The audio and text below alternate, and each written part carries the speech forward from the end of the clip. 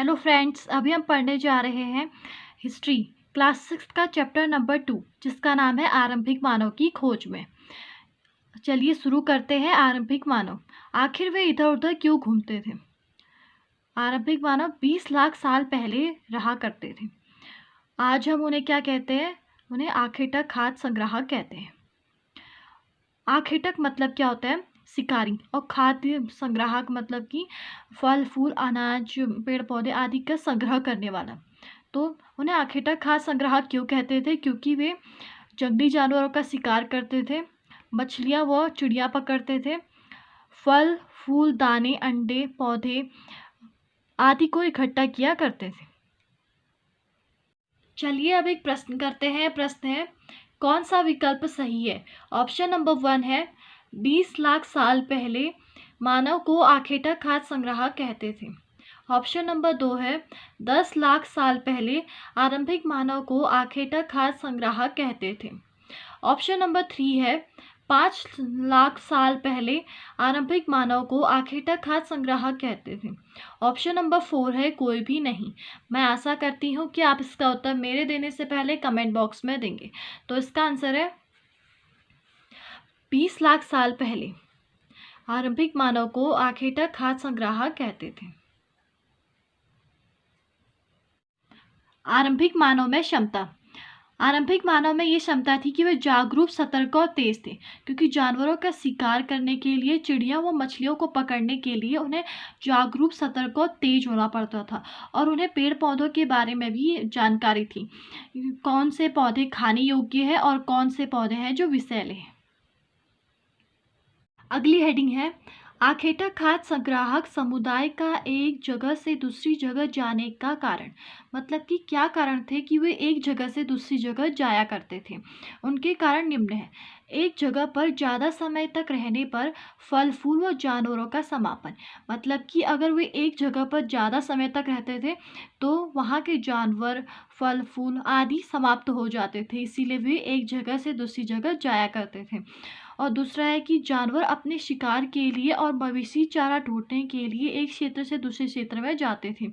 ये लोग भी उनके पीछे जाते थे। मतलब कि जानवर अपने शिकार के लिए और मवेशी लोग चारा ढूंढने के लिए एक जगह से दूसरी जगह जाते, तो ये भी उनके पीछे जाते थे। और ये लोग मौसम के अनुसार फल फूल की तलाश में एक क्षेत्र से दूसरे क्षेत्र में जाते। मतलब कि भिन्न भिन्न क्षेत्रों में मौसम के अनुसार भिन्न भिन्न प्रकार के फल फूल होते हैं, तो इस वजह से वे एक क्षेत्र से दूसरे क्षेत्र में जाते थे। और चौथा है कि सूखे मौसम में पानी की तलाश में वे इधर से उधर जाते थे। मतलब कि सूखे मौसम में पानी की कमी होती है, तो जहाँ पर पानी उन्हें प्राप्त होता था, तो इस वजह से वे एक जगह से दूसरी जगह पर जाया करते थे। चलिए अब एक प्रश्न करते हैं। प्रश्न है, आखेटक खाद्य संग्राहक समुदाय का एक जगह से दूसरी जगह जाने के कारण कौन कौन से हैं? ऑप्शन नंबर 1 है एक जगह पर ज़्यादा समय तक रहने पर फल फूल व जानवरों का समापन। ऑप्शन नंबर 2 है जानवर अपने शिकार के लिए व मवेशी चारा ढूंढने के लिए एक क्षेत्र से दूसरे क्षेत्र में जाते, ये लोग भी उनके पीछे जाते। ऑप्शन नंबर 3 है ये लोग मौसम के अनुसार फल फूल की तलाश में एक क्षेत्र से दूसरे क्षेत्र में जाते। ऑप्शन नंबर 4 है उपयुक्त सभी। मैं आशा करती हूँ कि आप इसका उत्तर मेरे देने से पहले कमेंट बॉक्स में देंगे। तो इसका आंसर है उपयुक्त सभी। अगली हेडिंग है, आरंभिक मानव के बारे में जानकारी कैसे मिलती है? मतलब कि हम आरंभिक मानव के बारे में कैसे जान सकते हैं? तो पुरातत्वविदों, जिन्हें कुछ ऐसी वस्तुएं मिली जिनका निर्माण और उपयोग आखेटक खाद्य संग्राहक किया करते थे। मतलब कि पुरातत्वविदों ने छानबीन की और उनको कुछ ऐसी वस्तुएं मिली जिनका उपयोग व निर्माण आखेटक खाद्य संग्राहक करते थे। और औजार, लोगों ने अपने काम के लिए पत्थरों, लकड़ियों और हड्डियों के औजार बनाए। औजारों का उपयोग किया जाता था फल फूल काटने के लिए, हड्डियां और मांस को काटने के लिए, पेड़ की छाल उतारने के लिए भी औजारों का उपयोग किया जाता था, जानवरों की खाल उतारने के लिए, और कुछ के साथ हड्डियां या लकड़ियों के मुट्ठे लगाकर भाले या बाड़ जैसे हथियार बनाने के लिए भी औजारों का उपयोग किया जाता था, और कुछ औजारों से लकड़ियां काटी जाती थी। चलिए अब एक प्रश्न करते हैं। प्रश्न है, औजारों का उपयोग किस किस के लिए होता था? ऑप्शन नंबर 1 है फल फूल काटने के लिए, ऑप्शन नंबर 2 है पेड़ की छाल उतारने के लिए, ऑप्शन नंबर 3 है जानवरों की खाल उतारने के लिए, ऑप्शन नंबर 4 है उपयुक्त सभी। मैं आशा करती हूँ कि आप इसका उत्तर मेरे देने से पहले कमेंट बॉक्स में देंगे। तो इसका आंसर है उपयुक्त सभी। अगली हेडिंग है रहने के लिए जगह निर्धारित करना। लाल त्रिकोण वाले स्थान वे पुरास्थल है जहां पर आखेटक खाद्य संग्राहकों के होने के प्रमाण मिले हैं। यहाँ पर आखेटक खाद्य संग्राहकों के होने के प्रमाण मिले हैं। वे स्थान है भीमबेटका, हुस्की और कुरनूल गुफाएं। ये पूरा पाषाणिक पुरास्थल है। चलिए अब एक प्रश्न करते हैं। प्रश्न है, निम्न विकल्प में से कौन सा विकल्प सही है? ऑप्शन नंबर 1 है लाल त्रिकोण वाले वे पुरास्थल है जहां पर आखेटक खाद्य संग्राहक होने के प्रमाण मिले हैं। ऑप्शन नंबर 2 है हरे त्रिकोण वाले वे पुरास्थल हैं जहां पर आखेटक खाद्य संग्राहक के होने के प्रमाण मिले हैं। ऑप्शन नंबर 3 है विकल्प 1 व 2 दोनों। ऑप्शन नंबर 4 है कोई भी नहीं। मैं आशा करती हूँ कि आप इसका उत्तर मेरे देने से पहले कमेंट बॉक्स में देंगे। तो इसका आंसर है लाल त्रिकोण वाले वे पुरास्थल है जहां पर आखेटक खाद्य संग्राहक होने के प्रमाण मिले। उद्योग स्थल, जहां लोग पत्थरों से औजार बनाते थे। उद्योग स्थलों के बारे में जानकारी कैसे मिलती है, मतलब कि कैसे पता चलता है कि ये उद्योग स्थल है? हमें ऐसे जगहों पर बड़े बड़े टुकड़े मिलते हैं, ऐसे उपकरण मिलते हैं जिन्हें लोग इन स्थलों पर छोड़ गए क्योंकि वे ठीक नहीं बने होंगे। और कभी कभी लोग इन स्थलों पर ज़्यादा समय तक रहा करते थे। ऐसे स्थलों को आवासीय व उद्योग स्थल कहते हैं। आवासीय पुरास्थल, पुरास्थल कहाँ पर है? भीमबेटका आधुनिक मध्य प्रदेश में है। ठीक है। इसमें गुफाएं जैसे स्थल मिलते हैं। वे इन गुफाओं में क्यों रहते थे? क्योंकि वे बारिश, धूप, हवा से उन्हें राहत मिल सके, इसीलिए वे इन गुफाओं में रहा करते थे। चलिए अब एक प्रश्न करते हैं। प्रश्न है, आवासीय पुरास्थल का उदाहरण है। ऑप्शन नंबर 1 है भीमबेटका, ऑप्शन नंबर 2 है इनाम गांव, ऑप्शन नंबर 3 है कुरनूल गुफा, ऑप्शन नंबर 4 है बुरजहूम। तो मैं आशा करती हूँ कि आप इसका उत्तर मेरे देने से पहले कमेंट बॉक्स में देंगे। तो इसका आंसर है भीमबेटका। अगली हेडिंग है पाषाण औजारों का निर्माण। पाषाण औजारों का निर्माण दो तरीके से होता था, पत्थर से पत्थर का टकराना और दबाव सल्क तकनीक के द्वारा। पत्थर से पत्थर टकराना मतलब कि कहते हैं एक पत्थर से दूसरे पत्थर पर चोट की जाती थी और उसे एक वांछित आकार दिया जाता था। और दबाव सल्क तकनीक में एक क्रोट पर किसी पत्थर या हड्डी को रखकर उस पर हथौड़ी नुमा पत्थर से सल्क निकाले जाते थे जब तक कि वह वांछित आकार ना ले ले। चलिए अब एक प्रश्न करते हैं। प्रश्न है, पाषाण औजारों का निर्माण किस प्रकार होता है? ऑप्शन नंबर 1 है पत्थर से पत्थर के टकराने से, ऑप्शन नंबर 2 है दबाव सल्क तकनीक के द्वारा, ऑप्शन नंबर 3 है विकल्प 1 व 2 दोनों, ऑप्शन नंबर 4 है कोई भी नहीं। मैं आशा करती हूँ कि आप इसका उत्तर मेरे देने से पहले कमेंट बॉक्स में देंगे। तो इसका आंसर है विकल्प 1 व 2 दोनों। अगली हेडिंग है आग की खोज। इसमें राख के अवशेष जो है वो कुरनूल गुफा से प्राप्त होते हैं।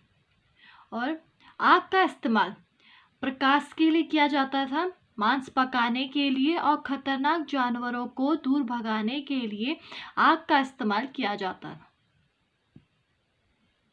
चलिए अब एक प्रश्न करते हैं। प्रश्न है, राख के अवशेष कहाँ से प्राप्त हुए हैं? ऑप्शन नंबर 1 है भीमबेटका, ऑप्शन नंबर 2 है मेहरगढ़, ऑप्शन नंबर 3 है चिरांद, ऑप्शन नंबर 4 है कुरनूल गुफा। मैं आशा करती हूँ कि आप इसका उत्तर मेरे देने से पहले कमेंट बॉक्स में देंगे। तो इसका आंसर है कुरनूल गुफा। चलिए अब एक प्रश्न करते हैं। प्रश्न है, आग का इस्तेमाल किस किस के लिए होता था? ऑप्शन नंबर 1 है प्रकाश के लिए, ऑप्शन नंबर 2 है मांस पकाने के लिए, ऑप्शन नंबर 3 है खतरनाक जानवरों को दूर भगाने के लिए, ऑप्शन नंबर 4 है उपयुक्त सभी। मैं आशा करती हूँ कि आप इसका उत्तर मेरे देने से पहले कमेंट बॉक्स में देंगे। तो इसका आंसर है उपर्युक्त सभी। अगली हेडिंग है बदलती जलवायु। लगभग 12,000 साल पहले दुनिया की जलवायु में बड़े बदलाव दिखे।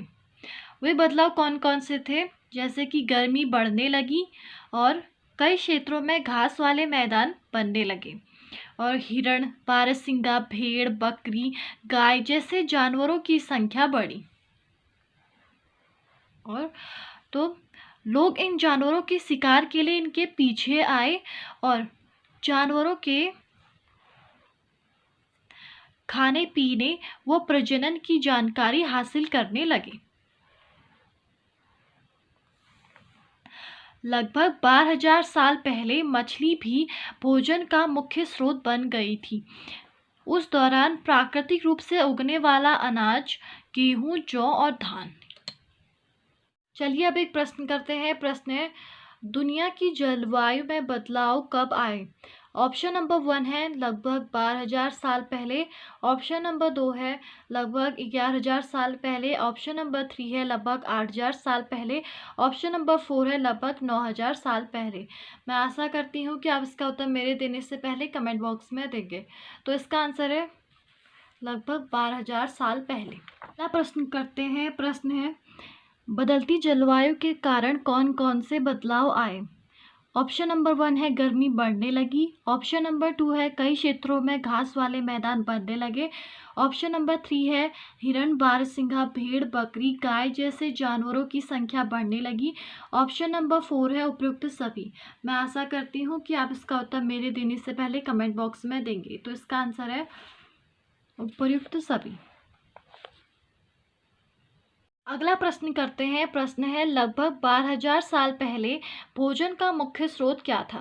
ऑप्शन नंबर 1 है मछली, ऑप्शन नंबर 2 है दाल, ऑप्शन नंबर 3 है चिकन, ऑप्शन नंबर 4 है सरसों।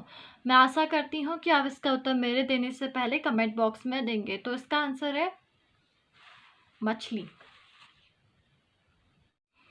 अगला प्रश्न है, लगभग 12,000 साल पहले प्राकृतिक रूप से उगने वाले अनाज कौन से हैं? ऑप्शन नंबर 1 है गेहूं, ऑप्शन नंबर 2 है जौ, ऑप्शन नंबर 3 है धान, ऑप्शन नंबर 4 है उपयुक्त सभी। मैं आशा करती हूँ कि आप इसका उत्तर मेरे देने से पहले कमेंट बॉक्स में देंगे। तो इसका आंसर है उपर्युक्त सभी। अगली हेडिंग है नाम और तिथियां। पुरातत्वविद आरंभिक काल को पुरापाषाण काल कहते थे। पुरापाषाण काल में पुरा का मतलब है प्राचीन और पाषाण का मतलब है पत्थर। मतलब कि यह नाम पुरास्थलों से प्राप्त पत्थर के औजारों के महत्व को बताता है। पुरापाषाण काल है 20 लाख साल पहले से 12,000 साल पहले तक है और इसके क्या 3 भाग है, आरंभिक, मध्य पुरापाषाण काल और उत्तर पुरापाषाण काल। मध्य पाषाण युग या मेसोलिथ, जिस काल में पर्यावरणीय बदलाव देखने को मिले। मतलब कि क्या हुआ, इसमें पर्यावरण में बदलाव हुए 12,000 साल पहले से लेकर 10,000 साल पहले तक। इसमें क्या मध्य पाषाण युग था। और माइक्रोलिथ या लघु पाषाण काल, इन औजारों में हड्डियों या लकड़ियों के मुट्ठे लगे हास्य या आरी जैसे औजार मिलते हैं। पुरापाषाण काल औजार भी इस दौरान बनाए जाते रहे।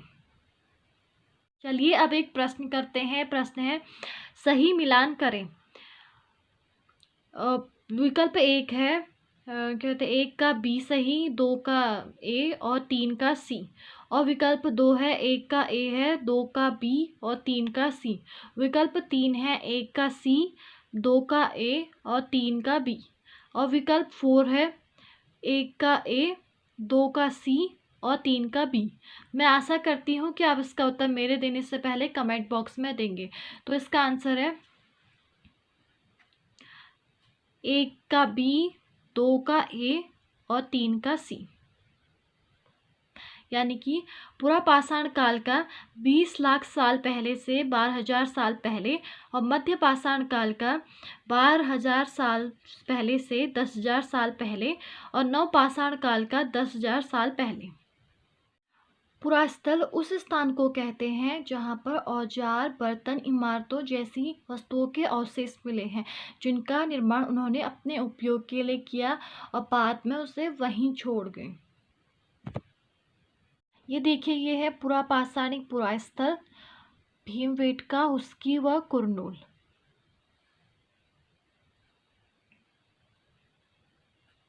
चलिए अब प्रश्न करते हैं। प्रश्न है, पुरापाषाणिक पुरास्थल कौन सा है? ऑप्शन नंबर 1 है बुरझोम, ऑप्शन नंबर 2 है मेहरगढ़, ऑप्शन नंबर 3 है महागढ़ा, ऑप्शन नंबर 4 है भीमबेटका। मैं आशा करती हूँ कि आप इसका उत्तर मेरे देने से पहले कमेंट बॉक्स में देंगे। तो इसका आंसर है भीमबेटका। ये देखिए, ये है नवपाषाणिक पुरास्थल बुरझोम, मेहरगढ़, चिरांद, कोल्डी हवा, महागढ़ा, दार्जिलिंग हेडिंग, हुल्लूर, पेयमपल्ली। अगला प्रश्न है, नवपाषाणिक पुरास्थल कौन सा है? ऑप्शन नंबर 1 है कुरनूल गुफाएं, ऑप्शन नंबर 2 है कोल्डी हवा, ऑप्शन नंबर 3 है इनाम गांव, ऑप्शन नंबर 4 है कोलकाता। मैं आशा करती हूँ कि आप इसका उत्तर मेरे देने से पहले कमेंट बॉक्स में देंगे। तो इसका आंसर है कोल्डी हवा। ये देखिए, ये है महापाषाणिक पुरास्थल ब्रह्मगिरी और आदि चन्नूर। अगला प्रश्न करते हैं। प्रश्न है, महापाषाणिक पुरास्थल कौन से हैं? ऑप्शन नंबर 1 है ब्रह्मगिरी, ऑप्शन नंबर 2 है हुस्की, ऑप्शन नंबर 3 है हुल्लूर, ऑप्शन नंबर 4 है पय्यमपल्ली। मैं आशा करती हूँ कि आप इसका उत्तर मेरे देने से पहले कमेंट बॉक्स में देंगे। तो इसका आंसर है ब्रह्मगिरी। ये देखिए, ये है कहते आरंभिक गांव, इनाम गांव और आधुनिक नगर, मुंबई और कोलकाता। अगला प्रश्न करते हैं। प्रश्न है, आधुनिक नगर कौन से हैं? ऑप्शन नंबर 1 है कोलकाता, ऑप्शन नंबर 2 है मुंबई, ऑप्शन नंबर 3 है आदि चन्नूर, ऑप्शन नंबर 4 है हल्लूर। कौन सा विकल्प सही है? विकल्प 1, 2, 3 सही है, और विकल्प ऑप्शन नंबर 2 है विकल्प 1 व 2 सही है, ऑप्शन नंबर 3 है उपयुक्त सभी सही है, और ऑप्शन नंबर 4 है कोई भी नहीं। मैं आशा करती हूँ कि आप इसका उत्तर मेरे देने से पहले कमेंट बॉक्स में देंगे। तो इसका आंसर है विकल्प 1 व 2। अगला प्रश्न है, आरंभिक गांव कौन से हैं? ऑप्शन नंबर 1 है इनाम गांव, ऑप्शन नंबर 2 है बुरझोम, ऑप्शन नंबर 3 है पय्यमपल्ली, ऑप्शन नंबर 4 है चिरांद। मैं आशा करती हूँ कि आप इसका उत्तर मेरे देने से पहले कमेंट बॉक्स में देंगे। तो इसका आंसर है इनाम गांव। नवपाषाण युग, यह कब से? 10,000 साल पहले से। फिर अगली हेडिंग है शैल चित्रकला। गुफाओं के अंदर सुंदर चित्र का उदाहरण हमें मध्य प्रदेश व दक्षिणी उत्तर प्रदेश में देखने को मिलता है। चलिए अब एक प्रश्न करते हैं। प्रश्न है, शैल चित्रकला का उदाहरण है। ऑप्शन नंबर 1 है मध्य प्रदेश, ऑप्शन नंबर 2 है दक्षिणी उत्तर प्रदेश, ऑप्शन नंबर 3 है विकल्प 1 व 2 दोनों, ऑप्शन नंबर 4 है कोई भी नहीं। मैं आशा करती हूँ कि आप इसका उत्तर मेरे देने से पहले कमेंट बॉक्स में देंगे। तो इसका आंसर है विकल्प 1 व 2 दोनों। भारत में शुतुरमुर्ग। भारत में पुरापाषाण युग के दौरान शुतुरमुर्ग देखने को मिलते हैं। महाराष्ट्र के पटने पुरास्थल में शुतुरमुर्ग के अंडों के अवशेष मिले हैं। कहते हैं इनमें से कुछ छिलकों पर चित्रांकन किया गया है और इन अंडों के मनके बनाए जाते हैं। चलिए अब एक प्रश्न करते हैं। प्रश्न है, भारत में शुतुरमुर्ग किस युग के दौरान आए थे? ऑप्शन नंबर 1 है पुरापाषाण काल, ऑप्शन नंबर 2 है मध्यपाषाण काल, ऑप्शन नंबर 3 है नवपाषाण काल, ऑप्शन नंबर 4 है उपयुक्त में से कोई भी नहीं। मैं आशा करती हूँ कि आप इसका उत्तर मेरे देने से पहले कमेंट बॉक्स में देंगे। तो इसका आंसर है पुरापाषाण काल। अगला प्रश्न करते हैं। प्रश्न है, शुतुरमुर्ग के अंडे के अवशेष कहाँ से मिले? ऑप्शन नंबर 1 है महाराष्ट्र के पटनेपुरा स्थल, ऑप्शन नंबर 2 है ब्रुजहोम, ऑप्शन नंबर 3 है इनाम गांव, ऑप्शन नंबर 4 है मेहरगढ़। मैं आशा करती हूँ कि आप इसका उत्तर मेरे देने से पहले कमेंट बॉक्स में देंगे। तो इसका आंसर है महाराष्ट्र के पटनेपुरा स्थल से। अगली हेडिंग है हुस्की का सूक्ष्म निरीक्षण। पुरापाषाण युग के कई पुरास्थलों में कुछ पुरास्थलों में अलग अलग कार्यों में लाए जाने वाले कई औजार मिले हैं। इनमें ये क्या आवासीय व उद्योग स्थल है। ठीक है, कुछ छोटे पुरास्थल से औजार बनाने के प्रमाण मिले हैं। कुछ पुरास्थल झरने के निकट हैं। अधिकांश औजार चूना पत्थर से बनाए जाते थे।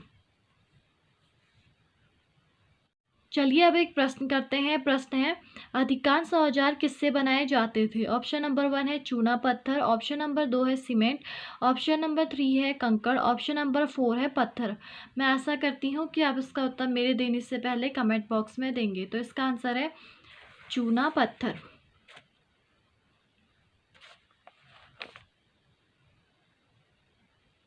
अन्यत्र मतलब कि कुछ अन्य चीज़ है जो पाठ में इंक्लूड की गई है।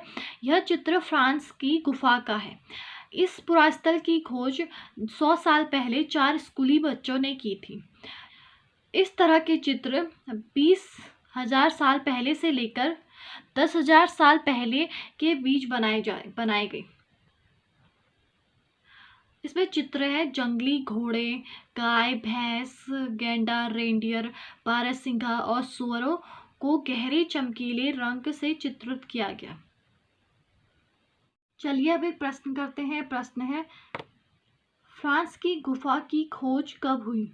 ऑप्शन नंबर 1 है 100 साल पहले, ऑप्शन नंबर 2 है 90 साल पहले, ऑप्शन नंबर 3 है 80 साल पहले, ऑप्शन नंबर 4 है 70 साल पहले।